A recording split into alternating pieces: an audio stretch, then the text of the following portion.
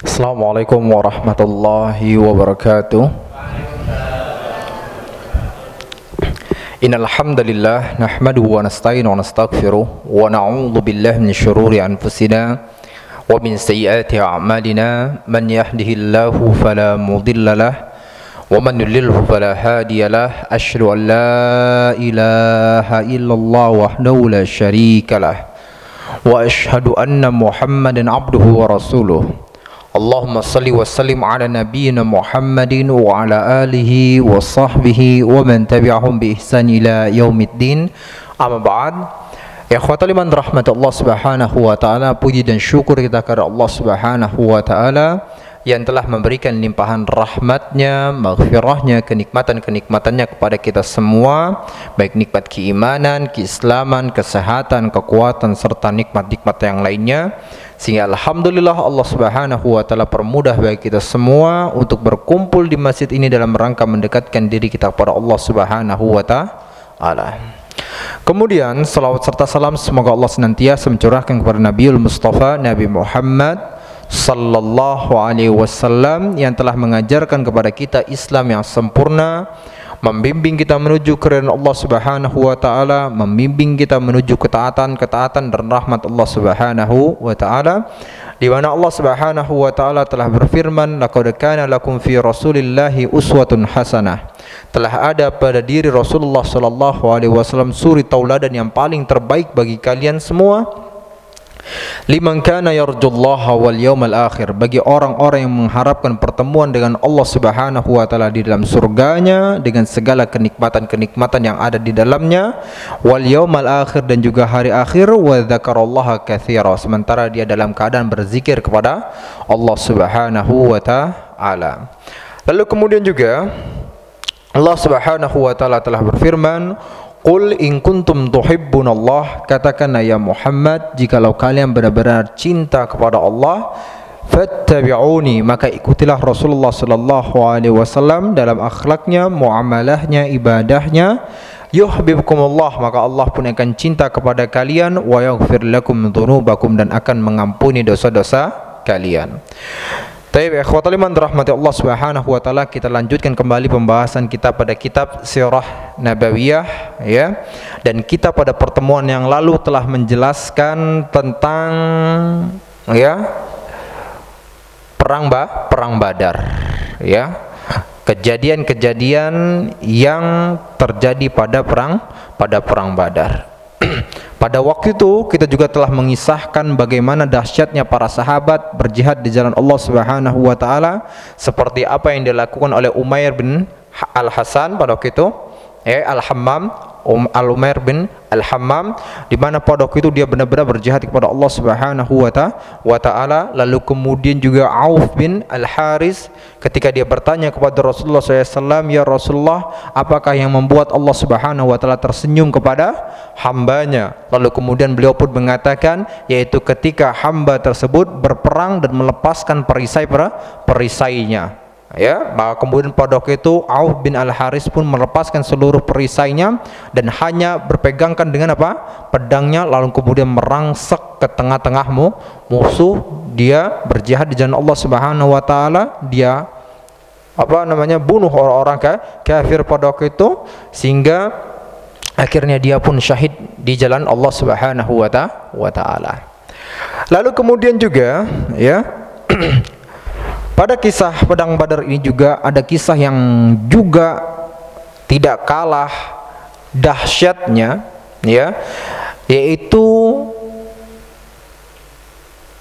pembunuh Fir'aun pada umat ini, ya, pembunuh Fir'aun pada umat ini, ya, kisah pembunuh Fir'aun pada umat ini, yaitu siapa? Abu Jahal. Ya, Abu Jahal. Disebutkan pada waktu itu dalam sebuah riwayat bahwasanya ketika perang Badar sedang berlangsung tadi, ya, Abdurrahman bin Auf yang pada waktu itu berada di dalam pertempuran perang Badar itu tiba-tiba, ya, didatangi oleh dua pemuda belia, dua pemuda yang masih kecil-kecil, sehingga pada waktu itu Abdurrahman bin Auf pun merasa heran, merasa bingung, kok ada dua pemuda kecil ini yang masuk dalam perang ini. Masih heran pada waktu itu dia.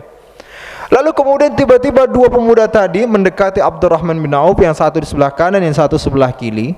Lalu kemudian salah satu dari mereka sambil berbisik-bisik bertanya kepada Abdurrahman bin Auf, karena apa? Takut kedengaran oleh temannya. Ya, berbisik-bisik pada gitu apa? Dia bertanya, wahai paman, mana yang namanya Abu Jahal? Waduh, gitu kata dia. Maka Abdurrahman bin Auf nambah heran lagi, ngapain nih gitu ya? Ya, bocah kecil ini, pemuda kecil ini nanyain Abu Jahal yang merupakan apa? Komandan terbesarnya orang-orang kafir Quraisy. Apalagi Abu Jahal ini juga mempunyai kekuatan yang dahsyat, sehingga nggak heran akhirnya apa? Rasulullah SAW pernah berdoa kepada Allah, apa? Allahumma a'izil Islam bi ahadi umarain. Ya Allah, muliakanlah Islam ini dengan salah satu dari Umar. Yaitu siapa? Amr bin Hisham, yaitu maksudnya Abu Jahal, atau Umar bin Khattab, atau dengan Umar bin Khattab. Tapi kemudian kenyataannya apa? Allah Subhanahu wa taala lebih memilih Umar bin Khattab untuk masuk ke dalam agama Islam. Lihat, Rasulullah meminta kepada Allah untuk apa? Ya, agar Allah Subhanahu wa taala memberikan hidayah salah satu dari dua orang Umar, agar apa? Untuk memuliakan agama Islam. Artinya apa? Dua orang ini memiliki pengaruh besar pada gitu. Ya, memiliki pengaruh besar, mempunyai kekuatan yang besar juga. Dan gak heran juga tadi siapa? Abu Jahal pun menjadi komandan dalam perang Badar terus, pemimpinnya orang-orang kafir Quraisy. Nah, ini bocah nanyain siapa? Abu Jahal. Masya Allah ya. Bukan ditanya yang lain, ini cuma nanya dia, wahai paman, mana Abu Jahal? Nambah heran tuh. Lalu kemudian bertanyalah pada kita Abdurrahman bin Auf, mau apa? Ya, wahai anak saudaraku, mau apa engkau dengan Abu Jahal? Lalu kemudian pemuda itu mengatakan, wahai paman, karena sesungguhnya aku pernah mendengar bahwasanya Abu Jahal ini selalu mencaci maki Rasulullah Shallallahu Alaihi Wasallam, dan demi Allah, apabila aku melihatnya, maka dia tidak akan luput dari incaranku. Pilihannya apa? Antara aku yang mati atau dia yang mati. Masya Allah. Ya, muda kecil tersebut. Ya, kaget tuh siapa? Abdurrahman bin Auf. Tiba-tiba ya temannya yang satunya pun juga sama, bisik-bisik supaya gak kedengeran sama temannya satunya lagi. Sama ternyata, nanya juga di mana Abu Jahal. Akhirnya ketika pas lagi perang-perang tadi itu, tiba-tiba merangsaklah Abu Jahal. Ya, pada waktu itu Abu Jahal diiringi oleh pasukannya pada waktu itu. Ini namanya komandan ya. Komandan harus diiringi dengan pasukannya, banyak orang. Dan termasuk bahkan waktu itu adalah anaknya, yaitu Ikrimah di dalam pasukan tersebut. Maka kemudian Abdurrahman bin Auf memberitahukan kepada dua pemuda ini, tuh orang yang kalian cari. Ya, Abu Jahal pada waktu itu masih di atas kudanya. Maka kemudian dua orang ini ya, dua pemuda ini, mereka cari peluang, karena apa? Banyaknya apa? Prajurit-prajurit yang menjaga Abu Jahal pada waktu itu. Ya, mereka pantau, sehingga ketika mereka mendapatkan peluang, ya, salah satu dari pemuda tersebut yang bernama Mu'ad bin Amr bin Al-Jamuh, ya, pada waktu itu langsung menebas Abu Jahal. Dia tebas, tapi pada waktu itu tebasannya hanya terkena di bagian kakinya, yang membuat Abu Jahal pada waktu itu terjatuh dari kudanya. Ya. Lalu kemudian Mu'ad pun lalu disabet lagi sama anaknya Abu Jahal yang namanya Ikrimah. Ya, disabet. Tak di bagian tangannya. Pak, bener Pak, tangannya Pak gitu Pak. Pas ketika disabet tuh, antara tangan dan badannya hanya kesisa kulit Pak. Jadi itu tangan apa namanya, udah ngegantung gitu aja ya, tangannya itu ngegantung dengan kulit badannya. Jadi udah tinggal mau lepas seperti itu ya. Terus tapi anak ini terus berperang sehingga pada waktu itu karena dia ngerasa ini terganggu nih, ya, pergerakan dia terganggu dengan tangannya, maka kemudian tangannya pun diinjek oleh kakinya, lalu kemudian dia tarik, lepasin. Ya, dia lepasin, lalu kemudian dia ngincer siapa lagi tadi? Abu Jahal. Terus berperang. Tuh Pak, Masya Allah, bocah kecil, ya, pemuda belia. Ya. Lalu kemudian satunya temannya yang bernama Muawiyah bin Afra, ketika dia melihat temannya tadi menebas, dia pun langsung kemudian menebas juga. Disitulah tebasan dia pun juga apa? Membuat Abu Jahal pada waktu sekarat. Ya, langsung tebasan juga. Lalu kemudian dia pun membiarkan Abu Jahal sekarat, lalu kemudian dia terus berperang, berperang sehingga akhirnya apa? Ya, Muawiyah bin Afra ini pun kemudian syahid di jalan Allah Subhanahu wa taala dalam perang Badar itu. Pak, dua pemuda belia. Nah, ini kita dapatkan, inilah anak-anak didikan Rasulullah sallallahu alaihi wasallam pada itu. Kalau anak-anak sekarang gimana, Pak? Masya Allah, main Mobile Legend, ya, main game ini, main game itu, dan maaf ngomongnya, main gamenya sama bapaknya lagi. Sebelah-sebelahan. La haula wala quwata illa billah. Bahkan sekeluarga, ya, bapaknya, emaknya, kakaknya, semua main game bareng-bareng. Nah, ini enggak benar. Ya, enggak benar. Ya, enggak benar. Lihat bagaimana Masya Allah didikan Rasulullah SAW pada waktu itu.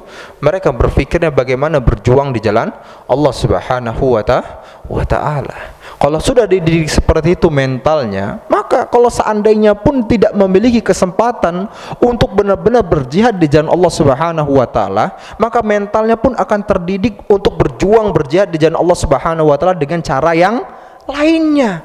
Gimana? Menuntut ilmu, menghafalkan Quran, kan gitu, ya. Lalu kemudian setelah dia mempunyai ilmu, dia berpikir, oh saya nanti ingin berjuang di jalan Allah, berjihad di jalan Allah Subhanahu wa ta'ala untuk membenahi, memperbaiki keadaan umat ini. Nah, itu gitu loh. Kalau terdidiknya sudah berjihad seperti itu. Nah, tapi kayak sekarang bingung sekarang anak-anak kira, ya, main game semuanya. Akhirnya apa? Berpikir kehidupannya adalah dengan game tersebut. Ya, naudzubillah min dzalik. Dan terkadang Masya Allah, memang orang tuanya juga sengaja, ya, sengaja ngasih ini supaya diam. Ya, supaya diam. Dan saya dapatkan itu. Ada saya yang ngerasa miris banget. Ya Allah, gitu ya. Ini anak-anak kenapa nih kita seperti itu? Ya, bahkan maafkan orang tuanya bahkan sudah mengenal sunnah, ya, orang tuanya mengenal sunnah, orang tuanya sering kajian, orang tuanya menghafal Al-Quran, tapi dijejelin anaknya dengan apa?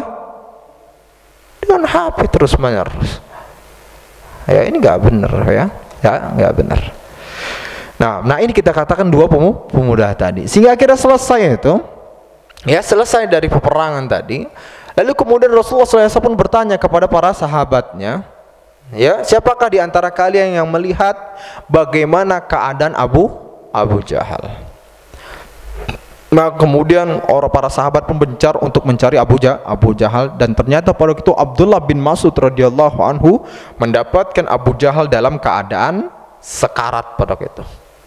Ya, maka Abdullah bin Mas'ud pun, ya, ini salah seorang sahabat yang dulu disakiti oleh Abu Jahal juga, langsung mendatangi Abu Jahal, lalu kemudian meletakkan kakinya di leher Abu Jahal sambil kemudian menarik jenggotnya.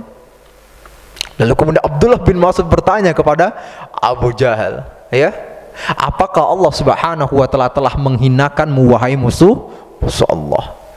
Pak, udah sekarat pun nanti dia sombong, katanya. Apa kata Abu Jahal gitu, ya?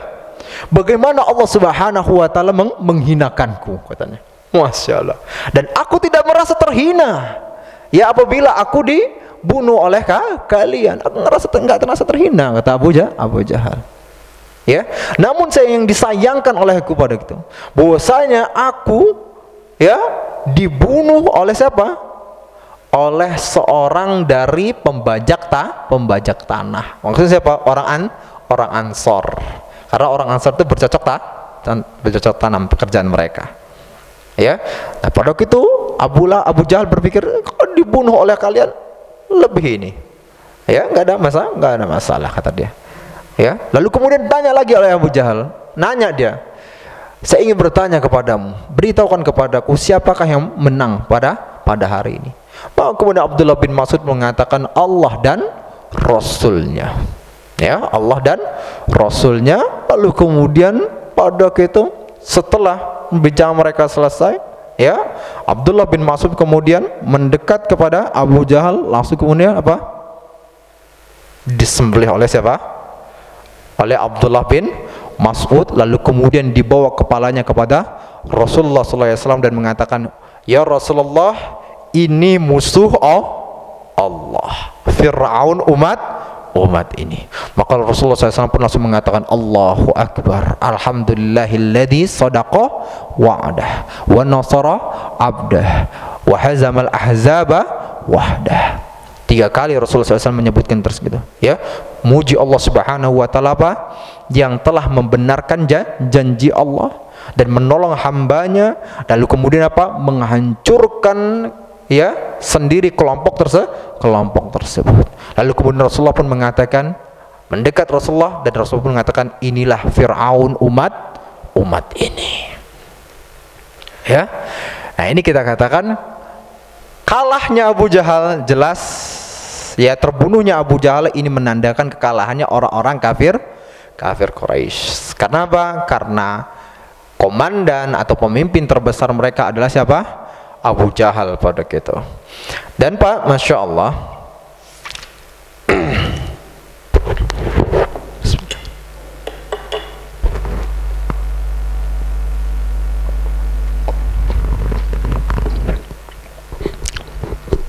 selain dari kisah tadi juga ada kisah-kisah menarik juga yang meneguhkan keimanan pada perang Badar tersebut.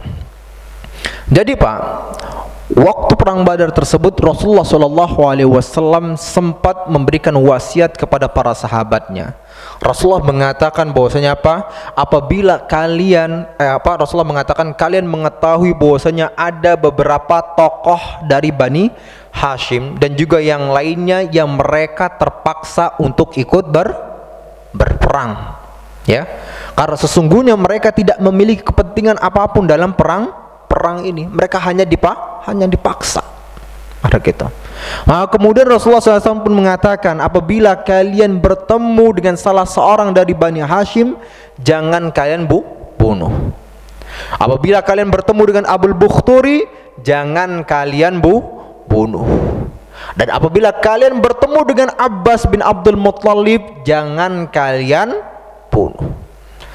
Maka kemudian salah seorang sahabat yang bernama Abu Huzaifah bin Utbah, ya, Abu Huzaifah bin Utbah, ini juga salah seorang pembesar sahabat yang pertama-tama juga masuk dalam agama Islam pada kita. Lalu mengatakan, sempat terlontar dalam lisannya pada gitu, bagaimana mungkin kita membunuh orang tua kita, membunuh anak-anak kita, membunuh saudara-saudara kita, sementara kita biarkan Abbas bin Abdul Muttalib dalam keadaan hidup pada itu. Ya, dia mengucapkan seperti itu. Lalu kemudian dia mengatakan, demi Allah, kalau seandainya saya bertemu dengan Abbas, maka saya akan membungkamnya dengan pedangku sendiri. Maka hal ini pun, kabar ini pun, perkataan ini pun sampai kepada siapa? Rasulullah Shallallahu Alaihi Wasallam. Maka Rasulullah pun mengatakan padaku itu, wahai Abu Hafs, wahai Umar bin Khattab, ya, apakah ada seseorang yang tega untuk siapa? Menyabat, apakah Abbas bin Abdul Muttalib harus disabat dengan siapa? Dengan pedangnya. Ya, apakah Abbas bin Abdul Muttalib paman Rasulullah Shallallahu Alaihi Wasallam harus ditebas atau harus disabat wajahnya dengan pedang? Kemudian ini maksudnya apa? Pengingkaran dari Rasulullah SAW. Karena Rasulullah sudah mengatakan jangan dibunuh. Ya, maka Umar pun langsung mendengar hal tersebut. Karena apa? Karena kabar ini membuat sedih Rasulullah SAW, membuat murka Rasulullah SAW. Maka Umar pun mengatakan, ya Rasulullah, izinkan saya untuk menyembelih siapa? Abu Huzaifah tadi ya Rasulullah. Karena sesungguhnya dia telah munafik. Ya. Namun pada waktu itu Rasulullah SAW pun memaafkan Abu Huzaifah bin Utbah tadi. Ya, dia maafkan. Karena memang tahu pada waktu itu mungkin hanya keluar dari lisannya tiba-tiba begitu saja. Nah, maka kemudian Pak, Masya Allah, Abu Huzaifah pada waktu itu mengatakan, ya, ketika semenjak dia melontarkan perkataan tersebut, dia selalu khawatir, dia selalu tidak tenang atas perkataannya, dan bahkan dia mengatakan bahwasanya dia tidak akan pernah tenang kecuali dirinya ditebus dengan apa? Dengan meninggal dalam keadaan syahid. Sehingga akhirnya pada waktu itu apa? Dia terus menerus berjihad di jalan Allah Subhanahu wa taala. Lalu kemudian apa? Allah Subhanahu wa taala kabulkan keinginannya, lalu kemudian dia pun wafat dalam keadaan syahid dalam perang Yamamah.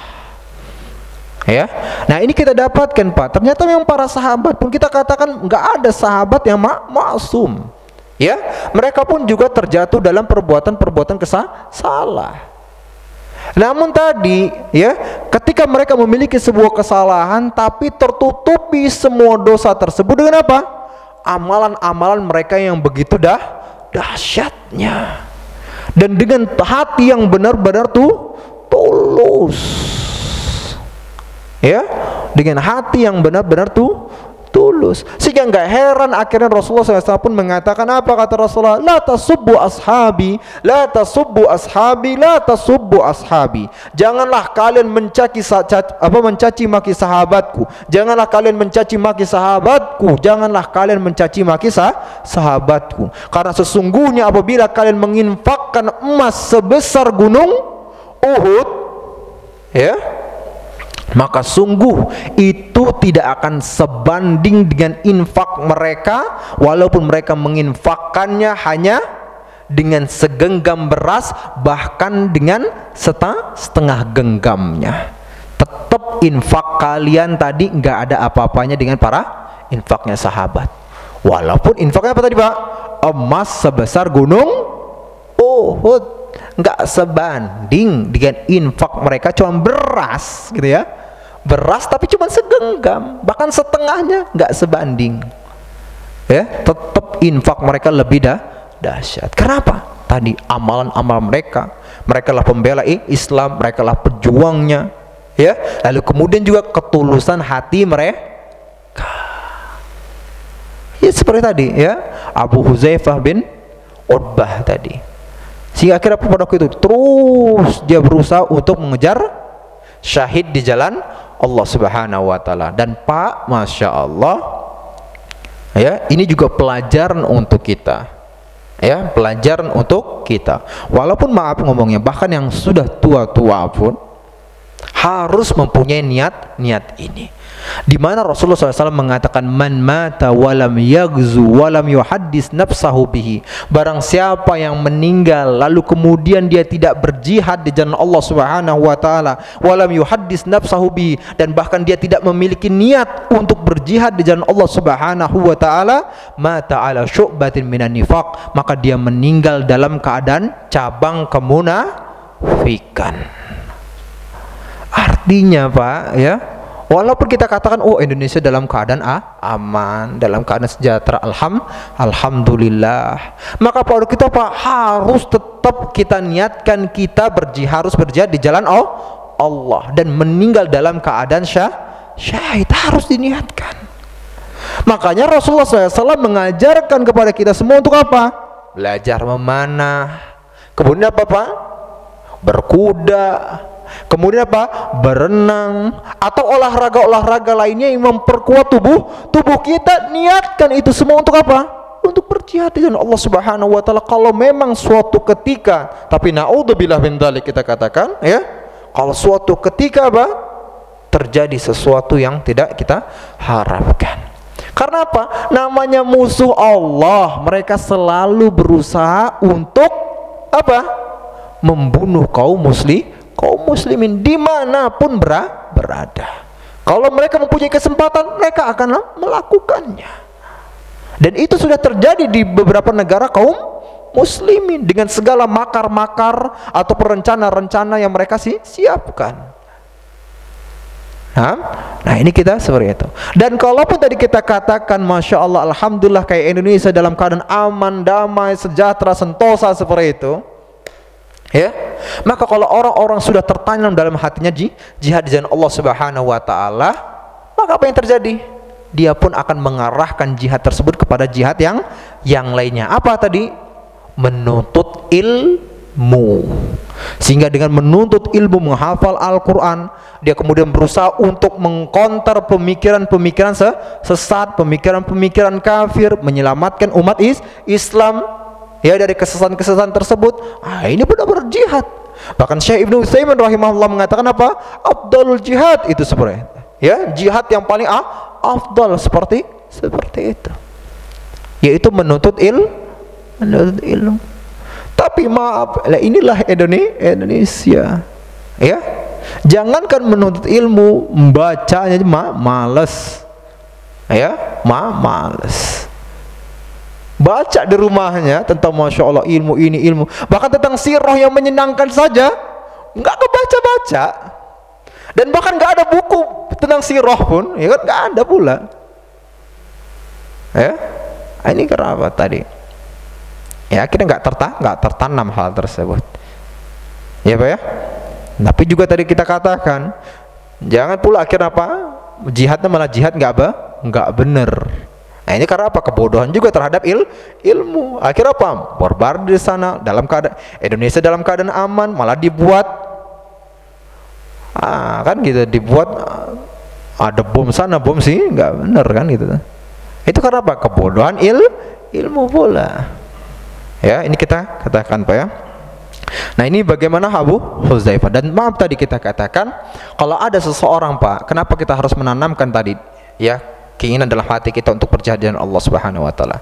Lihat Rasulullah SAW mengatakan man sa'alallahu asy-syahadah bisidqin. Barang siapa yang meminta kepada Allah Subhanahu wa taala wafat dalam keadaan syahid bisidqin, dengan niat yang tulus, ballaghahullahu manazila syuhada, maka Allah Subhanahu wa taala sampaikan dia kepada kedudukan orang-orang yang meninggal dalam keadaan syahid. Wa in mata ala firasyihi, walaupun dia meninggal di atas ranjangnya.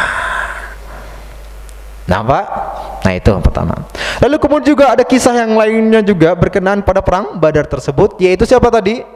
Abul Bukhturi. Tapi saya katakan Pak, tadi kenapa Rasulullah SAW mengatakan jangan membunuh Bani Hashim, jangan membunuh ini, membunuh itu dan sebagainya? Kenapa? Karena mereka nggak mau berperang melawan Rasulullah. Mereka dipaksa. Bahkan maaf ngomongnya, Bani Hashim ini selalu membela Rasulullah Shallallahu Alaihi Wasallam ketika di Mekah. Bahkan Bani Hashim pun juga di embargo pada gitu. Ya, ketika orang-orang kafir Quraisy, terutama Abu Jahal yang mengatakan kepada orang-orang kafir lainnya untuk mengembargo Rasulullah, maka Bani Hashim pun juga embargo pada itu. Sehingga akhirnya apa pada itu? Selama berbulan-bulan mereka makan dari apa? Daun, makan plastik, ya, makan akar-akar. Karena apa? Karena nggak ada jual beli dalam mereka. Benar-benar embargo. Dan Bani Hashim pun juga apa pada itu? Merasakannya. Mereka semuanya. Ya, walaupun mereka pada itu dalam keadaan kafir pada itu Pak. Abbas bin Abdul Muthalib dalam keadaan kafir, Abu Thalib dalam keadaan kafir. Ya, tapi mereka semua merasakan seperti apa yang dirasakan oleh Rasulullah Sallallahu Alaihi Wasallam. Sehingga tadi Rasulullah mengatakan kalau kalian bertemu dengan Bani Hashim jangan bunuh mereka. Nah termasuk juga Rasul tadi mengatakan apa? Apabila kalian bertemu dengan Abul Bukhturi jangan bunuh dia. Nah, disebutkan di sini Pak, Masya Allah, Abul Bukhturi pada waktu Rasulullah SAW di Mekah itu nggak pernah menyakiti Rasulullah SAW, tidak pernah melakukan hal-hal yang dibenci oleh Rasulullah SAW, nggak pernah. Bahkan sebaliknya Abul Bukhturi pada waktu itu apa? Membela Rasulullah SAW ketika apa? Ketika kaum muslimin pada waktu itu di embargo, maka kemudian Abul Bukhturi lah dengan berapa orang merencanakan untuk apa? Menggagalkan embargo tersebut. Karena apa? Embargonya tertulis Pak di Ka'bah pada waktu itu, ada lembarannya. Ya. Adalah lembarannya bahwasanya jangan melakukan apa? Hubungan apapun dengan orang-orang Bani Hasyim dan juga Rasulullah ataupun kaum muslimin. Maka pada waktu itu Abul Bukhturi dan beberapa orang lainnya berusaha untuk menghalangi embargo tersebut dan bahkan berusaha untuk menyobeknya. Pas ketika mereka mau menyobeknya, ternyata apa? Sahifah tersebut atau kertas tersebut ternyata sudah dimakan rayap semuanya Pak. Dan mereka pun senang, lalu kemudian mereka keluar dikatakan, nih sahifahnya sudah robek, sudah dimakan rayap. Artinya apa? Embargonya sudah selesai. Ya, langsung mereka umumkan kepada manusia. Nah, ini Abul Bukhturi. Sehingga Rasul tadi berpesan, kalau kalian bertemu dengan dia jangan bunuh. Karena apa? Dia datang dalam perangan ini, dalam perang Badar ini hanya dalam keadaan terpaksa. Dipaksa oleh siapa? Abu Jahal dan sekutunya. Maka pada waktu itu Pak, Masya Allah, ketemulah dengan salah seorang sahabat yang bernama Al-Mudjir begitu. Ya, bertemu dengan Al-Mudjir. Nah, ketika Abul Bukhturi ini bertemu dengan Al-Mudjir, nah, Abul Bukhturi ini bersama dengan temannya. Al-Mudjir ini ya berkata kepada Abul Bukhturi, "Wahai Abul Bukhturi, sesungguhnya Rasulullah SAW telah memberikan pesan kepada kami, apabila kami bertemu dengan engkau, maka kami jangan membunuhmu." Maka kemudian apa kata Abul Bukhturi? Lalu bagaimana dengan temanku? Ya, lalu bagaimana dengan temanku ini? Adapun temanmu, kata Al-Mudjir ini, kata salah seorang sahabat, adapun temanmu ini tidak ada pesannya dari Rasulullah SAW. Artinya apa? Harus diperangi, harus dibunuh. Kata Abul Bukhturi apa? Kalau gitu saya harus mati dengan apa? Harus mati bersamanya. Masya Allah, setia Pak pada gitu. Akhirnya mau nggak mau ya terjadilah peperangan di antara mereka, pertempuran di antara mereka, sehingga dengan terpaksanya Al-Mudjir ini kemudian apa? Membunuh Abul Bukhturi. Pak, tapi lihat bagaimana kesetia kawanan siapa? Abul Bukhturi. Dan maaf Pak, bahkan kesetia kawanan ini pun juga memang dimiliki oleh orang-orang Arab. Ya, dimiliki oleh orang-orang Arab. Sehingga itulah salah satu, makanya dijelaskan oleh para sejarawan, salah satu hikmah Rasulullah SAW itu diutus ke negeri Arab, bukan di negeri-negeri Romawi. Karena apa? Orang-orangnya adalah orang-orang yang setia kawan, Pak. Ya, setia kawan. Kalau mereka sudah benar-benar, oh ini adalah teman saya, artinya apa? Saya siap akan menjadi tamengnya. Seperti tadi, padahal dalam kekafiran Pak. Padahal kalau Abul Bukhturi tadi mengatakan, oh udahlah terserah kalian mau membunuh dia, bunuh aja lah. Yang penting saya dalam keadaan selamat kan gitu ya. Tapi ini enggak apa-apa, saya mati dengan dia. Itu dalam keadaan kafir. Lalu bagaimana dengan orang-orang yang berimannya? Maka enggak heran akhirnya apa? Ketika para sahabat beriman, lebih dahsyat lagi kesetiakawanan mereka kepada Rasulullah. Abu Bakar yang siap menjadi tameng Rasulullah SAW. Umar pun seperti itu. Talha bin Ubaidillah menjadi tameng Rasulullah SAW dalam perang Uhud. Bahkan pada waktu itu seluruh tubuhnya tersabet pedang untuk apa? Melindungi Rasulullah SAW. Sehingga Rasul pun mengatakan, man ahabba an yanzura ila syahidin yamshi ala wajil had falyanzur ila Talha bin Ubaidillah. Barang siapa yang ingin melihat kepada orang yang syahid tapi masih berjalan di muka bumi ini, maka lihatlah kepada Talha bin Ubaidillah. Kalau katanya Abu Bakar, ya, Talha bin Ubaidillah itu MVP-nya dalam perang Uhud. Ya, artinya pahlawan terbesarnya dalam perang Uhud. Itu dahsyat. kemudian Sa'ad bin Abi Waqqas, Abu Ubaidah bin Jarrah. Begitu setianya mereka dengan Rasulullah SAW. Nah coba bayangkan kalau Rasulullah SAW diutusnya kemana? Ke orang-orang Romawi. Udah, jadilah kayak Nabi Isa. Yang mengkhianati Nabi Isa siapa? Muridnya sendiri, bukan orang lain, bukan muridnya sendiri. Ya, yang dianggap sebagai orang yang soleh, ternyata akhirnya pada itu memberitahukan persembunyian Nabi Isa. Namanya siapa? Yudas Iskariot. Atau dalam saat ini disebut ya Yahuda. Ya, lihat muridnya sendiri. Ya, Nabi Yahya dibunuh gitu. Ya, oleh kaumnya sendiri.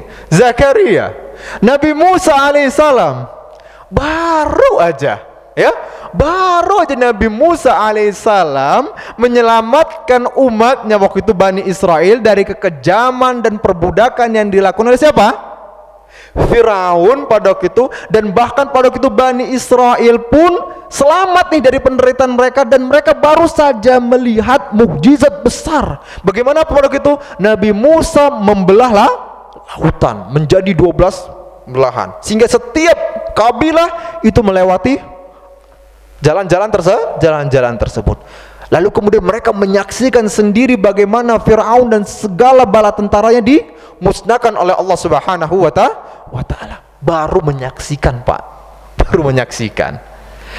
Kemudian datang perintah dari Allah Subhanahu wa Ta'ala, bahkan ini pun juga untuk mereka sebenarnya. Perintah tersebut untuk melawan orang-orang kafir, orang-orang yang bengis yang ada di dalam kota Palestina, untuk diperangi. Nanti kalau seandainya mereka perang, ya, lalu kemudian mereka mengalahkan orang-orang bengis tersebut, maka kemudian Palestina menjadi tempat mereka. Ya, menjadi tempat mereka. Dan bahkan pada waktu itu Allah Subhanahu wa Ta'ala menjanjikan kemenangan kalau seandainya kalian berperang melawan mereka, pasti menang. Sudah ada janjinya, Pak. Sudah ada janjinya. Tapi apa jawaban mereka kepada Nabi Musa?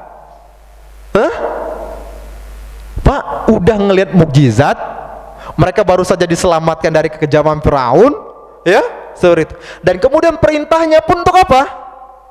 Untuk kemaslahatan mereka, gitu loh. Apa jawab mereka pada itu kepada Nabi Musa? Idhab anta wa rabbuka faqatila inna hahuna qaidun. Wahai Musa, pergilah engkau bersama dengan Tuhanmu berdua, berperanglah kalian berdua di sana melawan orang-orang kafir tersebut.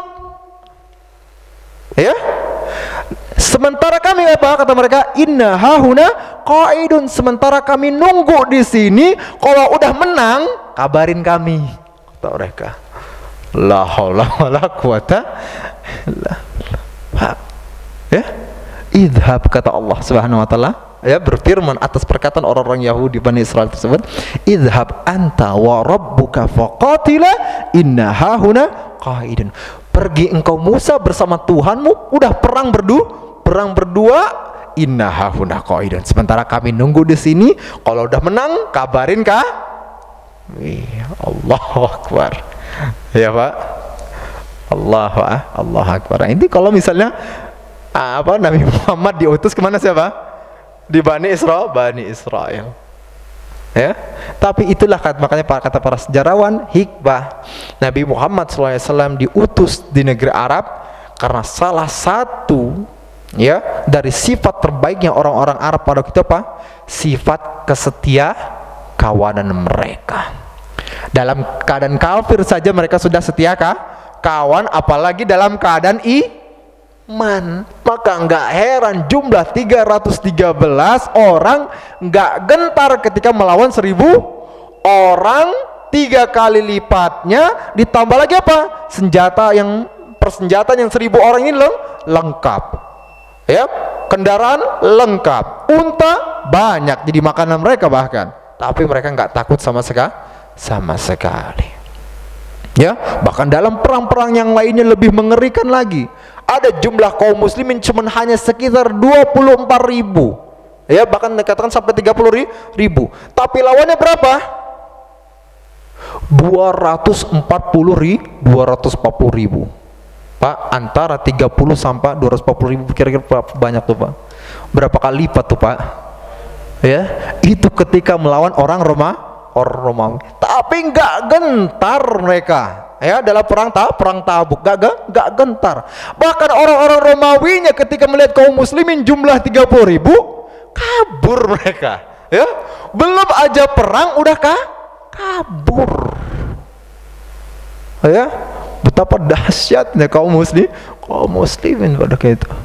Ya, tapi semua apa? Karena keimanan kepada Allah Subhanahu wa taala. Ketakwaan kepada Allah Subhanahu wa taala memberikan kekuatan kepada mereka dan memberikan ketakutan kepada hati-hati orang kafir. Tapi sekarang orang kafir nggak takut dengan kaum muslimin walaupun jumlah kaum muslimin banyak. Kenapa?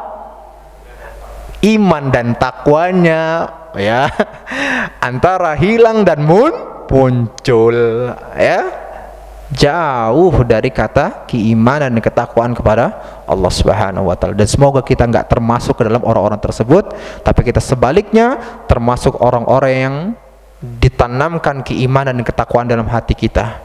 Dan semoga Allah Subhanahu wa taala kumpulkan kita semua dalam surga Firdaus a'la. Amin ya rabbal alamin. Mari kita tutup dan baca doa kafaratul majlis.